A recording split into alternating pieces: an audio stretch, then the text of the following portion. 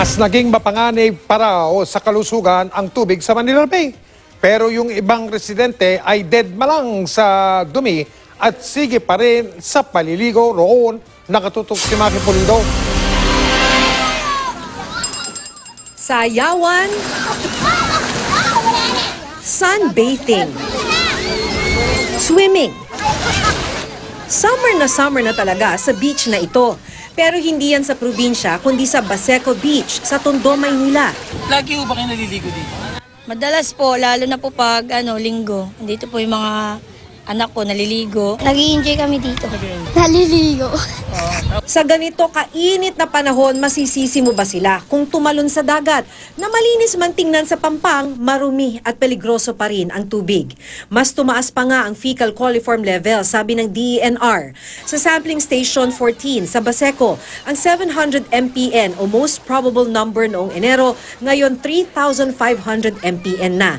Sa sampling station 15 mula 790 MPN, ngayon nasa 4,600 MPN.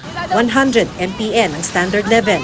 Paliwanag ng DENR nang magsimula kasi ang dredging sa Manila Bay. Sa may bahagi ng Baywalk, naggalaw ang basura sa ilalim ng dagat. Nabubulabog natin ngayon yung dagat dahil nagkaroon ng dredging, nagkaroon ng paglilinis. So, tumaalat yung mga dumi niya at doon nakakakuha ng sampling at tumataas yung coliform level natin.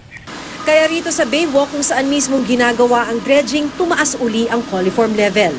Noong Pebrero, nasa 7 million MPN ang fecal coliform level. Bumaba na ito sa 5.4 million MPN noong March 12. Pero ngayong March 19, umakyat ito sa 9.2 million MPN. Bukod sa nagagalaw ang naimbak na basura sa ilalim ng dagat, marami pa rin daw pasaway na commercial establishment at bahay na diretso ang tapon ng dumi sa estero na sa Manila Bay ang bagsak. Asahan natin yan, lalong tataas yan dahil yung pinaka-tributaries niya, hindi pa rin 100% na talagang na-address. Dahil may harang, wala nang nakakaligo sa Baywalk. Pero dahil ito lang ang nabakuran, nakakaligo pa rin sa ibang bahagi ng Manila Bay tulad sa Baseco Beach. Sabi ng DENR, huwag maging pasaway. Sa sobrang dumi ng tubig, pwede ang sakit sa balat o eye infection. Kung mainom, pwedeng magka-diarrhea, typhoid, cholera at dysentery. Maki Pulido, Nakatutok, 24 Oras.